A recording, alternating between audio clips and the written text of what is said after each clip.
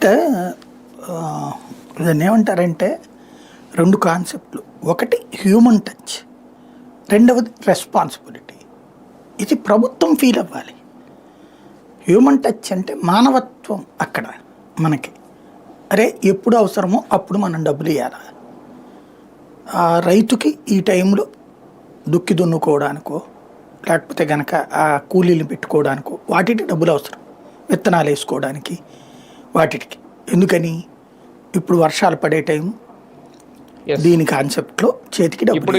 ఇప్పుడు మొలకలు విత్తనాలు వేస్తేనే మొలకలు వచ్చి వస్తాయి, తర్వాత ఎప్పుడో వేసుకుంటే రావు సార్ పంటలు అవి. అది అయితే ఇక్కడ ప్రభుత్వ ఆలోచన ఒకటి అయ్యి ఉండొచ్చును. చేతిలో డబ్బులు లేవు నెంబర్ 1. రెండోది రాష్ట్రం అంతా కరువే ఉంది, ఎండిపోయి ఉంది. ఇంకా జూన్లో పడాల్సిన వర్షాలు వాళ్ళ జూలైలోనూ వర్షాలు లేవు, ఆగస్టులో వర్షాలు పడతాయి అంటున్నారు. అది కూడా గ్యారంటీ ఎంతో చెప్పలేకపోతున్నారు. ఇప్పుడు ఆ కృష్ణ నుంచి వచ్చే నీళ్లు, గోదావరి నుంచి వచ్చే నీళ్లు దాని ఆధారిత కాలవల దగ్గర ఉన్నటువంటి వాళ్ళకి అవసరం డబ్బులు, అక్కడ నాట్లేస్తారు. ఇప్పుడు వాళ్ళని గురించి మర్చిపోతుంది ప్రభుత్వం. అక్కడ ఏం చేస్తున్నారు, శ్రీశైలం వెళ్ళి పూజ చేసి రావడం, అందరినేవా దగ్గరికి వెళ్ళి పూజ చేసి రావడం, ఆల్రెడీ వస్తున్న నీళ్ళని ప్రచారం చేసుకోవడం.